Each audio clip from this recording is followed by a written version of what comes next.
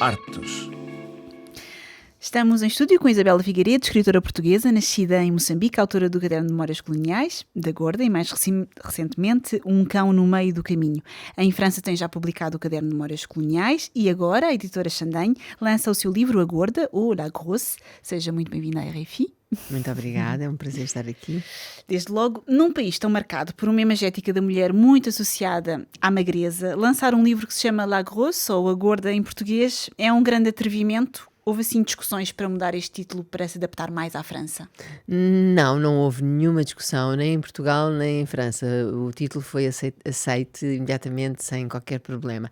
Mas eu, em Portugal, quando eu lancei o livro, nos dias antes de se fechar a edição, eu tive algumas dúvidas e falei com o meu editor sobre a força provocadora do título, porque já naquela altura, em 2016, eu senti que era forte e as pessoas podem até ter medo de, na livraria, pegarem no livro e o comprarem, serem identificadas com ele. Mas o meu editor achou que era um bom título, e é. Mas hoje em dia as pessoas mais novas, da nova geração, agora com todo este movimento politicamente correto, já tenho alguns ecos de pessoas mais novas que olham para o título e que dizem bem, isto é um bocadinho ofensivo, porque se não lerem o livro podem realmente pensar que estamos a ofender alguém, e não é o caso. E aqui em França não houve qualquer receio? Não houve qualquer receio. E eu penso que qualquer pessoa que começa a ler o livro percebe o que é que está ali em causa. No fundo, aquele título, A Gorda, foi para a narradora uma ofensa que a magoou durante muito tempo, e ela quer registar essa ofensa enquanto algo que magoa profundamente. E ultrapassar, de alguma maneira, conseguir ultrapassar esse período. Sim. E transformar também essa ofensa numa causa sua. Numa causa assim, sim, eu sou a gorda. Eu serei sempre a gorda. Sim, eu gosto de ser a gorda. Exatamente, falando desse politicamente correto, a França tornou-se também um país muito politicamente correto, talvez menos do que o mundo anglo-saxónico, e eu ouvia dizer que teve de se bater para que determinados termos se mantivessem neste livro, nomeadamente a questão dos pretos. É importante manter estas palavras, e estas palavras têm um peso importante também neste livro.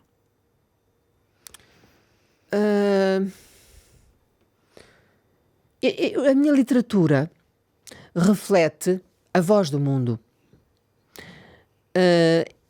Eu sou muito sensível àquilo que ouço à minha volta. Eu estou completamente imersa no mundo, não estou à parte. E enquanto pessoa que está imersa no mundo, eu quero refleti-lo enquanto criadora.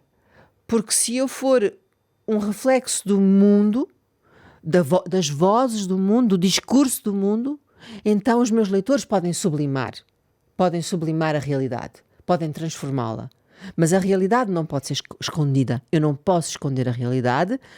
Nós não podemos esconder o que aconteceu durante a Segunda Guerra Mundial nos campos de concentração, para podermos ultrapassar e mostrar às gerações seguintes o que se passou e o que não pode voltar a acontecer. Portanto, se alguma coisa de politicamente incorreto e de difícil surge nos meus livros, não é porque eu queira manter essa situação. É porque eu estou a refletir a voz do mundo. E, de alguma maneira, sente que há um perigo, então, de se esquecer ou branquear algumas situações quando se tentam mudar certos termos e certas palavras? Sim, acho que é um perigo. Acho que as palavras do passado, que são hoje em dia totalmente desajustadas e desadequadas, não podem desaparecer da literatura. Porque se desaparecem da literatura, desaparece a memória histórica daquilo que nos levou a desejar mudar, a dar o salto civilizacional. Nós demos um salto civilizacional, porquê? Quais foram os motivos? Isto é importante, a história tem de registar o seu passado, a sua linha histórica. E não apagar. E não apagar, exatamente. Podemos explicar, mas apagar não. Desde que este livro foi lançado em Portugal, falando das vivências da Maria Luísa, uma personagem ficcional que também é inspirada de alguma forma nas suas próprias vivências, como retornada, viu avançar a abertura do debate sobre o colonialismo e a descolonização em Portugal, ou acha que ainda se mantém muito aquela ideia do lusotropicalismo e do bom colonizador? Bem, depende muito da ideologia política de cada um, não é? Ainda hoje essa discussão existe em Portugal, mas pronto, nós avançámos muito em Portugal desde que saiu o Caderno de Memórias Coloniais em 2009. Foi com o Caderno de Memórias Coloniais que a discussão começou muito forte em Portugal, porque o caderno foi um tiro mesmo, um tiro. Mas hoje em dia, em termos de questões coloniais ou lusotropicais, isso é tão politicamente incorreto que é imediatamente questionado. Não quer dizer que não apareça, aparece nas redes sociais, sobretudo, aparece, mas é questionado e fez-se muito caminho está feito já. Portanto, quer dizer, não estou muito preocupada, acho que estamos no bom caminho. E quando se fala a nível de restituições, acha que é possível haver restituições em relação ao que se passou no passado do colonizador de Portugal? Obviamente não, o passado é passado. O que foi construído lá foi construído com a exploração da mão de obra africana, e portanto é para ficar lá. Não há qualquer validação possível para essa ideia. Não há restituições. O Moçambique onde nasceu e cresceu, tal como a Maria Luísa, já não existe. Eu sei que esteve em Moçambique em 2017, não sei se voltou entretanto, mas conseguiu fazer as pazes com este vazio? Não voltei e não consegui fazer muito bem as pazes, mas consegui uma coisa muito importante, que foi perceber quem eu sou, onde é que pertenço. E tornou-se para mim muito claro que fui uma colonialista, como o meu pai, não uma agente colonial violenta como ele, mas que o mundo colonial também me contaminou. Porque se isso não tivesse acontecido, eu não teria chegado em 2017 a Moçambique e não teria recebido aquele grande choque. Eu sentir-me africana e eu não me senti africana. Portanto, percebi a minha identidade, quem sou eu, sou portuguesa, sou uma portuguesa evidentemente com uma infância africana, e isso também me marca, também sou um bocadinho colorida como os panos africanos, mas sou uma portuguesa, sou uma europeia, é isto, é este sentimento de europeia que eu tenho e que foi importante. E essas tais cores aproximam-na da cultura moçambicana, por exemplo, através de escritores, através da música, através da cultura? Sim, tenho. Eu sou uma seguidora de tudo o que é moçambicano, nas redes sociais, na televisão, procuro música, procuro cultura, sim. Vou agora ter uma mesa com um escritor africano no próximo mês num festival literário em Portugal. E sim, claro que Moçambique me interessa e é o meu segundo país, na verdade é o meu país de nascimento, mas é o meu segundo país, mas é um país pelo qual eu tenho muito amor e sim mesmo muita força para que as coisas corram bem lá. E em relação à literatura, acompanha também, lê, inspira-se? Não me inspiro, na verdade não me inspiro, mas leio, acompanho, analiso e vou vendo a evolução que se vai fazendo, porque Moçambique não é um país que tenha um sistema educacional ainda suficientemente sólido e forte para produzir muitos escritores, porque há pouco acesso à literatura. É difícil. É difícil, sim. Mas estou atenta, sim, mas é que...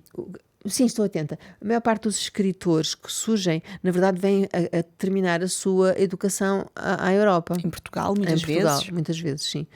E encontram editores e editoras em Portugal. Exatamente. E aí se estabelecem também muitas vezes, vivendo uma vida, aí está dupla entre Moçambique e Portugal.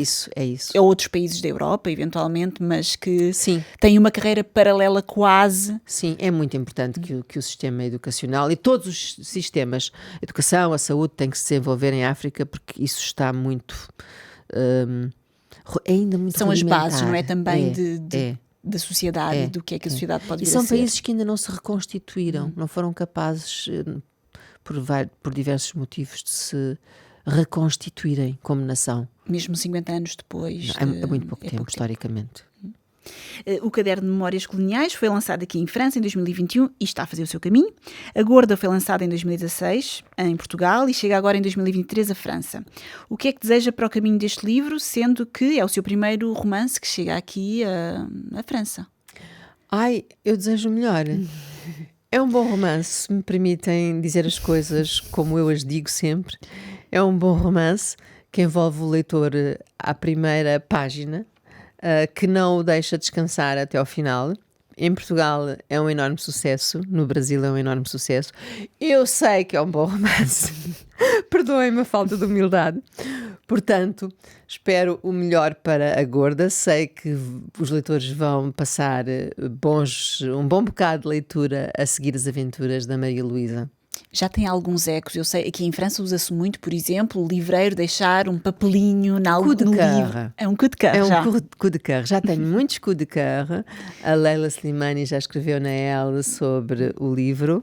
A revista Lire tem uma ótima recensão crítica.